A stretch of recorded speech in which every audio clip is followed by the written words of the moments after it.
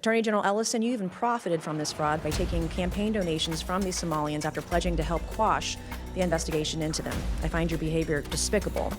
My questions this morning, my first go to Governor Walz, and I hope you learned some lessons from your last hearing with me on the Oversight Committee. Have you learned anything since I did, then? that if I didn't speak up, 2 of my people would be dead, Congresswoman, and I warned you. Okay, Miss Governor Walz, what is a woman?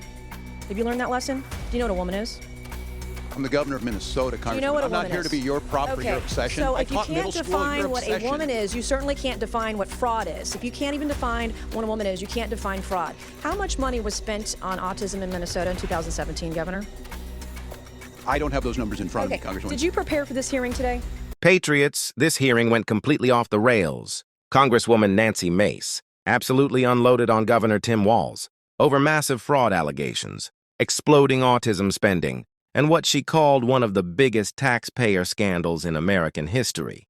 And then out of nowhere, the hearing took another shocking turn with Jeffrey Epstein. Subpoena motions live in Congress. You are not going to believe what happened. Before we get into it, hit that like button, subscribe to The Red Verdict, and turn on notifications because we break down the political chaos the mainstream media refuses to cover honestly. Chair now recognizes Ms. Mace from South Carolina. Thank you, Mr. Chairman, and good morning, gentlemen. Thank you for being here today. Governor Walz and Attorney General Ellison, you have presided over one of the worst government fraud scandals in American history. This was money intended to feed hungry children, help kids with autism, provide food and shelter and health care to the needy, and more. You both allowed billions in these American taxpayer dollars to be pillaged and plundered by Somali pirates.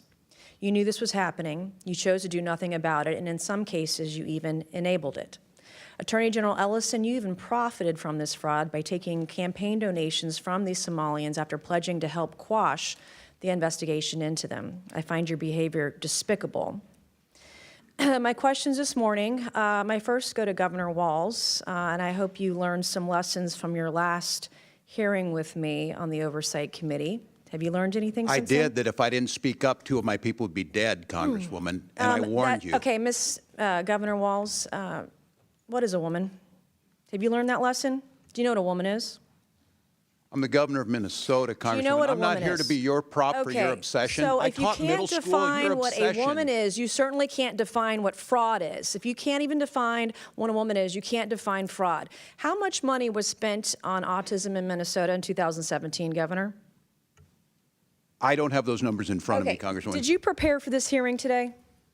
Did you I do did. any preparation I take for this hearing Congress today? seriously. And you've seen the numbers about autism fraud in Minnesota. So we're going to do some Minnesota math with you today, okay? Are you ready? How much money was spent on 2017 for autism in Minnesota? How much? I don't know. I wasn't the governor. Okay. Did you not just say that you prepared for this hearing today? $1 million, okay? A quick Google search or using your AI could tell you $1 million was spent. How much money was spent on autism in Minnesota in 2024? I don't have the number in front of me. As Were you governor in 2024? I was, but I'm not the Okay, head so of your HHS. excuse before that you didn't know what 2017 autism numbers were because you were not governor, and today you can't answer the numbers about 2024 as governor, and you still said you prepared for this hearing today. It's unbelievable. $343 million was spent in 2024. What percent increase is that from 1 million to 343 million? What percentage increase is that? I'm not here to be your prop. Go ahead and tell me. Well, are you governor of Minnesota or not? Yes, I am. I'm not. Well, when I'm I'm governor of for a South member Carolina, Congress. you can sure as hell bet that I'm going to know the math. The math is 34,200% increase, an increase of 343 times what it was in this time period. Do you know the number of children in Minnesota? I know that Minnesota ranked as a top 3 state for children in the last year. What is the total population in Minnesota? 5.7 million. Okay. What is the total population of children in Minnesota? I don't have the number in front of me right now. Are you governor of Minnesota? I know 400,000 were cut out of health care last week by the actions you made. Are you governor of Minnesota? I am. And you don't know the number of children residing in Minnesota? I don't have the specific number. It's 5.7 million. That's your total population. What is the age? 0 to 5? 0 to You 19? have approximately 1.2 million children in Minnesota. What I'm not age? even governor of South Carolina. Our population in South Carolina is 5.5 million. We have approximately 1.1 million children under the age of 18 in my home state of South Carolina, okay? As governor, I expect you to know this information. Thank God you're not vice president of the United States. Do you know approximately how many children in Minnesota are autistic or on the spectrum? No, I don't have that number. Okay, well, if you take the CDC's roughly 1 in 36 kids are on the spectrum, we're talking about approximately 33,000 kids. In South Carolina, it's about 31,000 or so. Do you know what this is per child, spending-wise, in the fraud for autistic kids in Minnesota? Again, I'm not here to be your prop. Go ahead and tell us. Is doing Minnesota math a prop? This is math. We're talking about fraud. Minnesota ranks at the top. Where does South Carolina rank? We're talking about money. Where does South Carolina children rank on healthiness? These are my questions for you. It doesn't go the other way around unless we're debating on the debate stage. And we're not. If you're asking questions about being governor, it does. I'm asking you When you're questions governor, about you being can come and governor tell of me. Minnesota, which you can't answer. This is basic math. And you can't even answer. not Do you here to even be your care prop. about kids in Minnesota? They rank near Do the you top care? in every category. My children are fed. Do you My care children about are housed. autistic My children children have getting health the care. services they need in My Minnesota? children have the best No, schools. you don't. Mr. Chairman, I yield back. Mr. Chairman. Gentlelady yields back. Mr. Chairman. Ms. Boebert? Yes. Mr. Chairman. Oh, Ms. Mace. May I make my two motions? Proceed. Okay, thank you. Mr. Chairman, I move that the committee issue a subpoena to the Honorable Pamela Jo Bondi to appear before the committee for a deposition regarding the department's handling of the investigation to Jeffrey Epstein and his associates and compliance with the Epstein Files Transparency Act.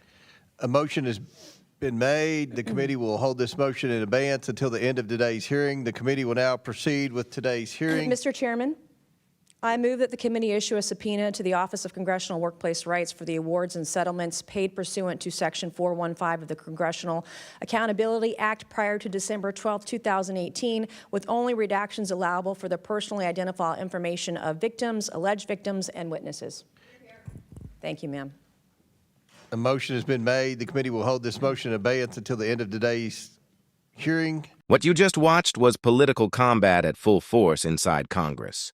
Representative Nancy Mace came out swinging against Minnesota Governor Tim Walz and Attorney General Keith Ellison over what she described as catastrophic fraud, involving taxpayer money intended for vulnerable Americans. And whether you agree with Mace's style or not, one thing became painfully obvious during this exchange. Walz looked completely unprepared.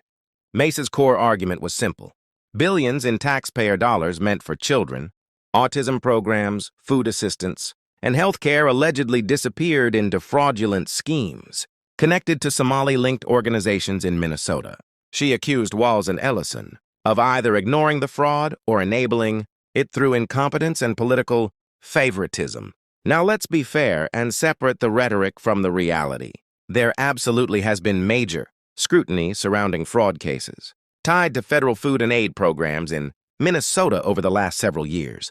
Multiple investigations have exposed serious abuse involving nonprofit organizations, accused of exploiting taxpayer-funded programs. That part is not speculation. But what made this hearing go viral was Walz's response, or lack of one. Mace repeatedly asked basic numerical questions about autism spending in Minnesota, child population figures, and spending increases. Instead of giving direct answers, Walz pushed back by accusing Mace of trying to use him as a prop. That might play well with partisan supporters, but politically it was a disaster. When you are the governor of a state, under investigation, for massive spending failures, Americans expect you to know the numbers, especially when you claim you prepared for the hearing. And this is where Republicans and conservatives are going to hammer Democrats hard moving forward. Americans are already frustrated over inflation, wasteful spending, and government incompetence. So when lawmakers hear about billions disappearing while politicians struggle to answer basic oversight questions, trust collapses even further. Mace also tied the issue to the larger debate about accountability in government. Her argument was that leaders who cannot define basic priorities, monitor spending, or answer direct questions should not be trusted with enormous taxpayer budgets.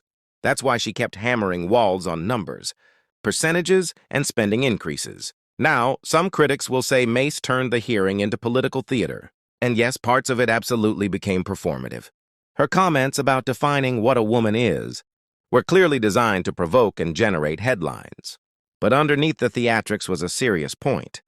Government officials overseeing massive public programs should be able to explain where the money is going. That is not an unreasonable expectation. Then the hearing took an even more explosive turn. At the end, Mace introduced motions connected to the Jeffrey Epstein investigation, including a proposed subpoena involving Attorney General Pam Bondi and transparency surrounding Epstein-related records. That instantly shifted the room's energy. And here's the bigger takeaway from all of this. Congress is becoming less about calm policy debate and more about viral confrontations.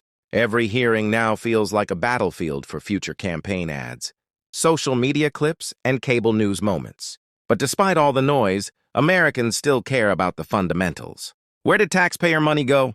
Who is accountable? Why does fraud keep happening? Why do government agencies always seem unable to answer simple questions? When billions are involved, those questions matter far more than the political theatrics. From a conservative perspective, this hearing reinforces a growing belief that government expansion without accountability creates massive opportunities for corruption and waste. If states are receiving huge amounts of federal money, then oversight cannot be optional. And honestly, Walz's inability to confidently answer straightforward questions only added fuel to the fire. Now I want to hear from you. Do you think Nancy Mace exposed serious leadership failures in Minnesota? Or do you think this hearing was mostly political grandstanding, designed for television clips? Comment below and let your voice be heard. And if you want more unapologetic conservative analysis, congressional hearing breakdowns, and real political commentary without the corporate media spin, subscribe to The Red Verdict right now. Like this video, share it everywhere, and stay informed, because Washington's chaos is only getting started.